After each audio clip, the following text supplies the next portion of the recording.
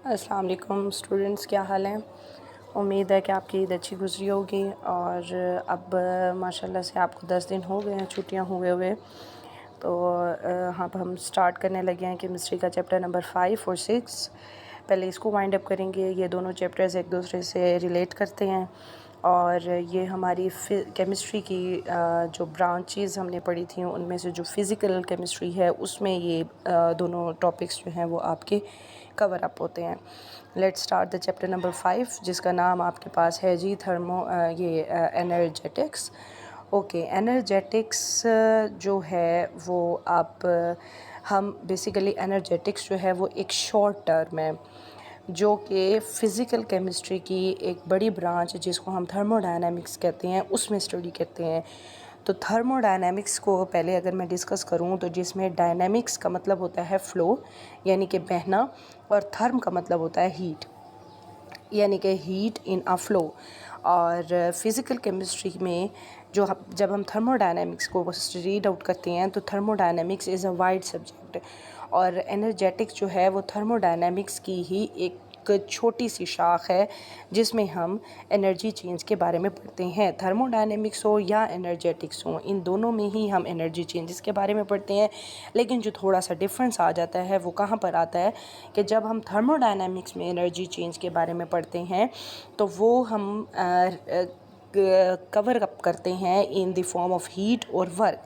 लेकिन जब आप एनर्जेटिक्स में एनर्जी चेंज के बारे में पढ़ते हो तो हम पढ़ते हैं इंथैल्पी एंड इंटरनल एनर्जी। ये सब बातें जो हैं ये बेसिकली आपकी इस टॉपिक में कवर अप हो जाएंगी, मैं आपको डिटेल में बताऊंगी। तो आप लोगों ने इसको बहुत गौर से सुनना है और अच्छे से समझना है ताकि आपको मज़ीद जो टॉपिक्स हैं वो आपको क्लियर हो जाएं। आप लोगों ने बहुत पिछली क्लासेस में law of conservation of energy के बारे में अच्छे से पढ़ा हुआ है कि law of conservation of energy क्या है। Law of conservation of energy is basically वो रूल है जिसमें ना तो एनर्जी पैदा होती है ना ही एनर्जी ज़ाया होती है, बल्कि वो एक शक्ल से दूसरी शक्ल में तब्दील हो जाती है। इसकी आम मिसाल ऐसे है कि हम जो है सूरज जो है वो रोशनी देता है और एनर्जी का एक बहुत बड़ा ज़रिया है सूरज। तो सूरज जो कि एनर्जी का बहुत बड़ा ज़रिया है उसको हमने बहुत सी चीज़ों में यूज़ किया हुआ है। वो हमें हीट की फॉर्म में एनर्जी दे रहा है, लेकिन पौधे जो हैं वो उसी एनर्जी से अपनी फूड बना रहे हैं। सूरज से हमें हीट की फॉर्म में एनर्जी आ रही है, लेकिन आजकल जो सोलर पैनल्स हैं उनको यूज़ करके हमने अपने घरों में इलेक्ट्रिसिटी को आसान कर दिया है। तो हमारे पास बेसिकली एनर्जी ना तो ज़ाया हो रही है और ना ही नई एनर्जी नई एनर्जी ना ही पैदा हो रही है, बल्कि एक शक्ल से दूसरी शक्ल में तब्दील होती जा रही है। Law of conservation of energy की अगर हम बात करते हैं तो वो यही है कि एनर्जी ना तो पैदा होती है ना ही ज़ाया होती है, बल्कि वो एक शक्ल से दूसरी शक्ल में तब्दील हो जाते हैं। और अगर हम इंग्लिश में बोलें तो energy can neither be created nor be destroyed but can be transformed from one form to another form. अब यहाँ पर आता है कि एनर्जीज़ होती किस तरह से हैं और कौन कौन सी एनर्जी किस किस्म की एनर्जीज़ में तब्दील होंगी। ये जो पूरा टॉपिक मैं आप लोगों को पढ़ाऊंगी और ये जो पूरा चैप्टर है, इस पूरे चैप्टर में हमने डिस्कस करना है एनर्जी को। हम बहुत अच्छे से केमिकल बॉन्डिंग में पढ़ चुके हैं कि किस तरह से मॉलिक्यूल बनता है, उसके दरमियान में किस किस्म के बॉन्ड्स होते हैं। आयनिक बॉन्ड होता है, कोवलेंट बॉन्ड होता है, कोऑर्डिनेट कोवलेंट बॉन्ड होता है। फिर हमने इंटरमॉलिक्यूलर फोर्सेस के बारे में भी पढ़ा है, उसमें hydrogen bonding, dipole dipole forces, ये सब चीज़ें हम बहुत अच्छे से डिटेल में पढ़ चुके हैं। एक बॉन्ड की मौजूदगी में एक कंपाउंड किस तरह से बन रहा है, जैसे कि NaCl is an ionic compound, water is a molecule. तो ये जो मॉलिक्यूल्स हैं या कंपाउंड्स हैं वो किस तरह से बने हैं, ये सब कुछ हमने पीछे डिस्कस कर लिया है। अब जबकि हमने पीछे एक और टॉपिक जिसमें हमने पढ़ा था कि सोडियम क्लोराइड जो है वो पानी में किस तरह से डिज़ोल्व होता है, वो वाली चीज़ जब हमने पढ़ी तब हमने बॉन्ड तोड़े भी सही, बॉन्ड बनाए भी सही। तो आप लोग अगर उन्हीं चीज़ों को इस टॉपिक्स के साथ रिलेट करोगे तो आप लोगों को ज़्यादा आसानी से समझ आ जाएगा। बॉन्ड तोड़ना और बनाना ये टर्म हम काफ़ी अर्से से यूज़ कर लिए हैं, लेकिन जब हम इसको केमिस्ट्री की लैंग्वेज में यूज़ करेंगे तो that is called the endothermic reaction और द एक्सोथर्मिक रिएक्शन। तो वो सारी चीज़ें जो हैं वो हम कौन से टॉपिक में पढ़ेंगे, एनर्जेटिक्स में पढ़ेंगे।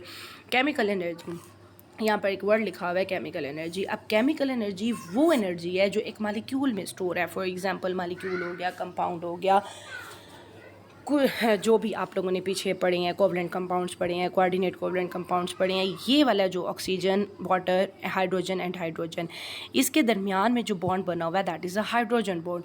और इस हाइड्रोजन बॉन्ड में, इस बॉन्ड में जो एनर्जी स्टोर है, इस बॉन्ड में जो एनर्जी स्टोर है that is the chemical energy. NaCl है तो उसमें Na और Cl के दरमियान में जो बॉन्ड, आयनिक बॉन्ड बना हुआ है, उसमें जो एनर्जी स्टोर है that is the chemical energy. Okay, अब हीट एनर्जी इसी तरह से किसी भी कंपाउंड को आप उठा लें, आप अमोनिया को उठा लें, आप वाटर उठा लें, आप हाइड्रोजन फ्लोराइड उठा लें, आप ग्लूकोज उठा लें, कोई एक मालिक्यूल जिसके अपने अंदर, इट मीन्स कि हमने एक और टर्म पढ़ी थी इंट्रा मालिक्यूलर फोर्सेस, एक इंटर मालिक्यूलर फोर्सेस पढ़ी थी और एक इंट्रा मालिक्यूलर फोर्सेस पढ़ी थी। इंट्रा मालिक्यूलर फोर्सेस वो फोर्सेस हैं जो एक मालिक्यूल, जैसा कि ये वाटर का आपको एक मालिक्यूल नज़र आ रहा है, इस मालिक्यूल के दरमियान में जो फोर्सेस मौजूद हैं that is the intra molecular forces. और इस मालिक्यूल में जो एनर्जी स्टोर है, आज हम उसको एक नया नाम दे रहे हैं, that is the chemical energy. Okay, next आपके पास आ जाती है जी हीट एनर्जी। हीट एनर्जी को अब हम कब डिस्कस करते हैं, जब ये वाला बॉन्ड टूटता है और कोई नया बॉन्ड बनता है। फॉर एग्ज़ाम्पल, ये वाटर मालिक्यूल में अगर हम NaCl डालते हैं तो NaCl पानी के अंदर मुकम्मल तौर पर अपने आप को डिज़ोल्व कर लेता है, तो वो एक नया कंपाउंड बन जाता है कि वो उसकी पूरी सोल्यूशन बन गया। तो उसकी वो बना कैसे कि इसी वाटर मालिक्यूल के ये जो केमिकल बॉन्ड्स हैं, ये जो हमारे पास हाइड्रोजन बॉन्डिंग है, जो हमने इंट्रा मालिक्यूलर फोर्सेस हैं, ये जिसके अंदर केमिकल एनर्जी स्टोर है, ये एनर्जी ख़त्म हुई एक नई एनर्जी से। इसने किसके साथ बॉन्ड बना दिया जी, हमारे NaCl के साथ बॉन्ड बना दिया। अब हीट एनर्जी हम किसको कहेंगे, वो एनर्जी या वो हीट जो नया बॉन्ड बनाने के लिए रिक्वायर हो या पुराना बॉन्ड तोड़ने के लिए रिक्वायर हो, उसके लिए जो भी हमें हीट की ज़रूरत होगी that is called the heat energy. यहाँ पर मैंने आपको एक और, ये हमारे पास एग्जांपल है जिसमें हमने डिस्कस कर रहे हैं NaCl का ये जो बॉन्ड मैंने दिखाया गया है जो कि आयनिक बॉन्ड है, इसमें कौन सी एनर्जी स्टोर है, that is the chemical energy. Water का मालिक्यूल है, हाइड्रोजन बॉन्डिंग मौजूद है, इंट्रा मालिक्यूलर फोर्सेज मौजूद हैं ऑक्सीजन और हाइड्रोजन के दरमियान में, लेकिन इनमें एनर्जी कौन सी स्टोर है, that is also chemical energy. लेकिन जब हम इन दोनों को आपस में मिक्सअप करते हैं, आपस में सोल्यूशन बनाते हैं या इनका कोई रिएक्शन करवाना शुरू करते हैं, तो यही केमिकल एनर्जी जो है वो कन्वर्ट हो जाती है हीट एनर्जी में, और नया हमारे पास जो है वो बॉन्ड बनता है, बॉन्ड ब्रेकेज होगी, ठीक है, न्यू बॉन्ड फॉर्मेशन होगी। और बॉन्ड ब्रेकेज और बॉन्ड फॉर्मेशन के दरमियान आपके पास या तो हीट रिक्वायर होती है या फिर हीट रिलीज़ होती है। तो यहाँ पर हम ये डिस्कस करेंगे, और ये वाला जो सारा प्रोसेस है इस सब को हम कहते हैं हीट एनर्जी। इस पूरे चैप्टर में हमने किसको डिस्कस करना है, हीट एनर्जी को, कि कोई भी रिएक्शन जब हो रहा होता है तो उस दौरान हमारे सिस्टम के साथ हीट के साथ, हमारे सिस्टम में हीट एब्जॉर्ब हो रही है, हमारे सिस्टम से हीट रिलीज़ हो रही है। अगर एब्जॉर्ब हो रही है तो हमारा सिस्टम कैसे बिहेव कर रहा है, अगर रिलीज़ हो रही है तो हमारा सिस्टम कैसे बिहेव कर रहा है, कौन सी रिएक्शंस हैं जिनमें हीट एब्जॉर्ब होती है, कौन सी रिएक्शंस हैं जिनमें हीट रिलीज़ होती है। तो ये सब कुछ जो है वो हमने इस टॉपिक में पढ़ना है। जो अब तक आप लोगों के लिए बेसिक कंसेप्ट की बातें थी, that was the chemical energy, that is the heat energy, that is the law of conservation of energy, तो वो यहाँ तक आपका कंप्लीट हुआ हीट एनर्जी। अगला हमारे पास, जब भी हम हीट एनर्जी के बारे में बात करेंगे या चेंज इन हीट एनर्जी के बारे में बात करेंगे, तो चेंज इन हीट एनर्जी जो है, कोई भी आप अगर फॉर एग्जांपल कोई रिएक्शन के बारे में आप डिस्कस करना शुरू कर रही हैं, जैसा कि NaCl हमारी बहुत कॉमन सी बेसिक एग्जांपल है। NaCl को आपने वाटर में डिज़ोल्व कर रहे हो, अभी आपने नहीं डाला, आपने NaCl को सेपरेट रखा हुआ है, वाटर को आपने सेपरेट रखा हुआ है, आपने इनकी एनर्जीज़ जो हैं वो फाइंड कर ली, that would be the initial energy, E1 के नाम से होगी, ठीक है। अब आपने उसको मिक्सअप कर दिया, एक बीकर में आपने उसको डाल दिया, अब जो आप उसकी एनर्जी देखोगे वो आपकी फाइनल एनर्जी होगी जो कि होगी E2। फिर आपने delta E, change in energy, change in energy में ये जो डेल्टा है, ये जो छोटी सी ट्रायंगल बनी हुई है, इसका मतलब होता है चेंज। अब चेंज जो होता है वो हमेशा आपकी फाइनल में से इनिशियल को माइनस करेंगे तो आपके पास चेंज आ जाता होता है। तो ये आपके पास चेंज आएगा, जो आपने दोबारा एनर्जी को कैलकुलेट किया था उस एनर्जी में से आप प्रीवियस एनर्जी को माइनस करते हैं, तो ये आपकी चेंज इन एनर्जी होती है। यहाँ पर आपको नज़र आ रहा होगा कि NaCl में आयनिक बॉन्ड है, केमिकल एनर्जी स्टोर है, वाटर में हाइड्रोजन बॉन्डिंग है, केमिकल एनर्जी स्टोर है। आपने इन दोनों को डिज़ोल्व कराया।